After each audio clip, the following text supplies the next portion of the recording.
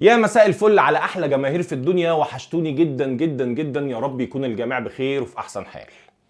فيديو النهارده عايزكم تركزوا فيه على الاخر. في اخبار كتير حلوه، في اخبار هتفرحكم جدا جدا جدا، وكلام كتير بقى عن الصفقات وعن القيد، وفي مفاجاه في اخر الفيديو هتعجبكم جدا جدا جدا.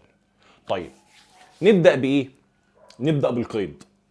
طبعا انا اتكلمت في القيد اكتر من مره وقلت لكم طمنتكم ان القيد هيتفتح يا جماعه وما تقلقوش والاداره شغاله، والكلام طبعا اللي اتكلمنا فيه كذا مره. طيب ايه اللي جد في الموضوع؟ المفروض ان نادي الزمالك وصل لاتفاق مع سبورتنج لشبونه على انه يقسط له الفلوس على دفعتين، ومفروض ان هو هيحول له الفلوس دي بكره. ولما طبعا نبعت الفلوس لشبونه المفروض انه الفلوس تسمع عنده، فيبعت طبعا للفيفا ان خلاص الدنيا بقت بينا 100 فل و14 ومفيش اي مشاكل خلاص. فالفيفا يبعت لاتحاد الكوره ان خلاص قيد الزمالك اتفتح، فنبدا بقى نشتغل في الصفقات. ده ليه؟ لان برضو الزمالك خلص الحاجات البسيطه. على فكره الزمالك قيده كان مقفول بسبب اكتر من حاجه، مش لشبونه بس. يعني انت كان عندك مثلا حقوق الرعايه بتاعت سامسون وابراهيم نضاي، وكان عندك مثلا الاثنين مساعدين بتوع فيريرا قبل ما يمشي، واتشمبونج. كان في اكتر من حاجه واقفه القيد، فالاداره اشتغلت على كل ده. فمن المفترض ان الزمالك زي ما بقول لكم هيبعت الفلوس، بس طبعا انتوا عارفين ان الفتره اللي احنا فيها فتره اجازات وكريسماس وراس سنه، فهناك في اجازات كتير.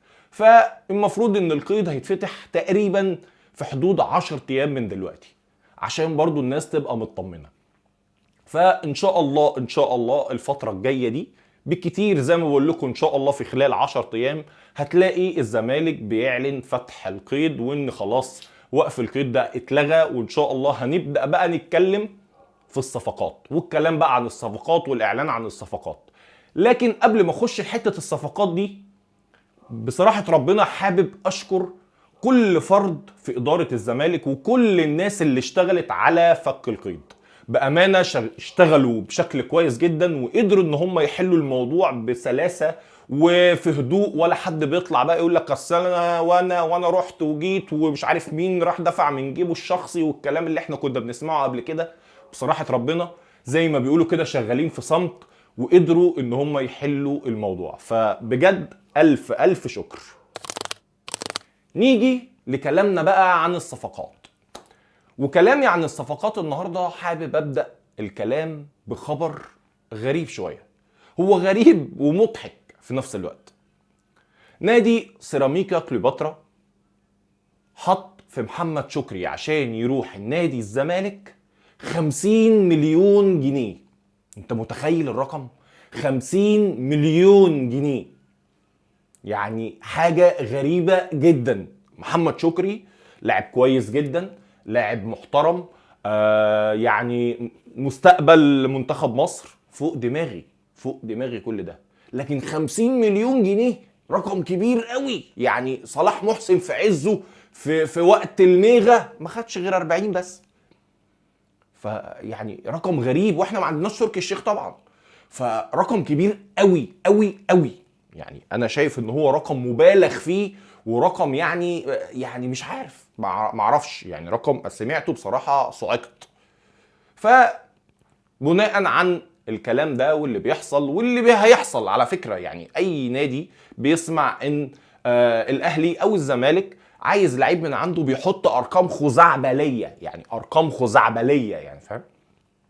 فبناء عن ده طبعا كمان لان ظروف الزمالك لا تسمح في الوقت الحالي، فقرر الاتي: اي لاعب او اي نادي هيبالغ، هيلوي دراع النادي، هيماطل، هيتم صرف النظر عن الصفقة تماما.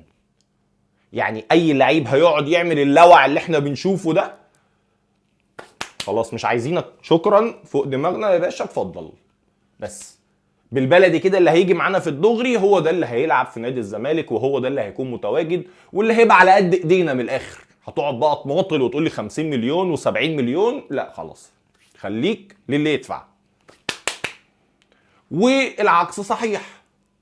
لما يجي يطلب لعيبه احنا هنعمل معاه كده. طيب ايه كمان؟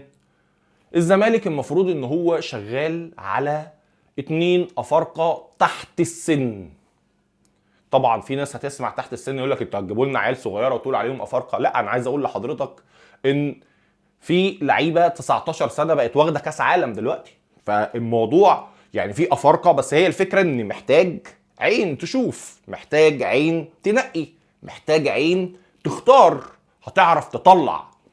بس انما ما تقوليش تحت السن يبقى انت جايب عيال صغيره لا لا، دي فكره كويسه جدا.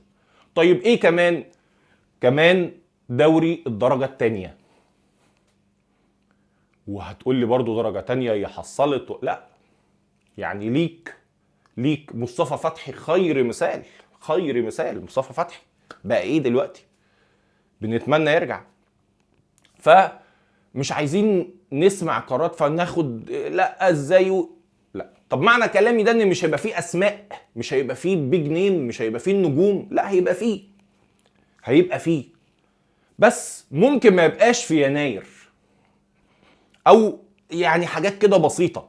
ليه؟ لان اصلا اتجاه الزمالك او اتجاه مجلس اداره الزمالك ان هو بيعمل مشروع او بيعمل فرقه تستمر مع الزمالك فتره كبيره، ويبقوا كلهم شباب صغير، اللي هو يبقى عنده البذره زي مثلا زي محمد شكري كده مثلا، ويبدا الزمالك يشتغل عليهم لحد ما يبقوا فريق قوي وفريق يقدر يستمر مع الزمالك فتره كبيره.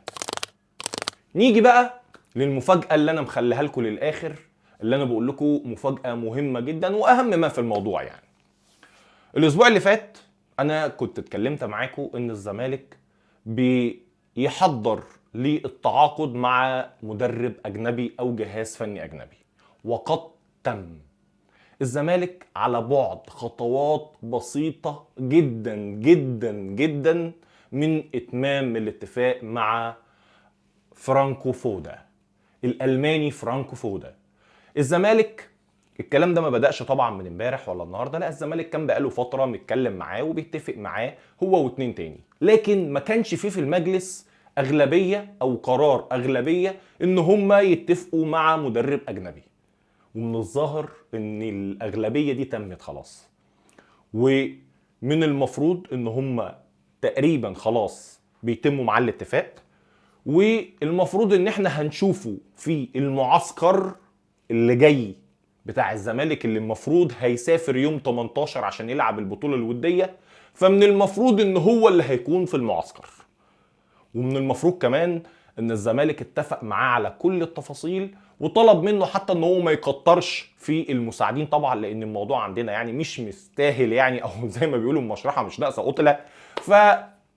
ما تكترش في المدربين، يعني انت هات معاك واحد كمان، اتنين كمان، يعني فاهمني، انت وثلاثة اقساط. فما تجيش بقى تقول لي محللين اداء ومدرب اول ومدرب تاني وتلاقي ايه جاي مثلا هو 15 واحد. الكلام ده مش موجود، فهو ممكن يجي معاه واحد او اتنين. فمن المفترض ان احنا نشوفه ان شاء الله في المعسكر، ونشوفه كمان واقف على الخط مع الزمالك في البطولة الودية اللي المفروض هيسافر لها يوم 18 عشان يلعب اول ماتش يوم 20 ان شاء الله. فبإذن الله تبقى بداية كويسة جدا ليه، وإن شاء الله يبقى موفق مع نادي الزمالك. وأتمنى أتمنى أتمنى إن يبقى بقى التفكير مختلف، ونشوف له صفقات اللي هو محتاجها، ونشوف الفريق محتاج إيه، وتبقى بداية تاني لعودة الزمالك على المسار الصحيح، ونرجع تاني بقى للتتويج بالبطولات. لأن زي ما قلت لكم قبل كده إن الإدارة شغالة على ده عشان الكاس وعشان الكونفدرالية. طبعا ربنا يوفق الزمالك في كل البطولات اللي بيخشها، ان شاء الله تبقى بداية قوية، وان شاء الله بإذن الله تبقى زي ما بقول لكم رجوع الزمالك للمسار الصحيح. سلام.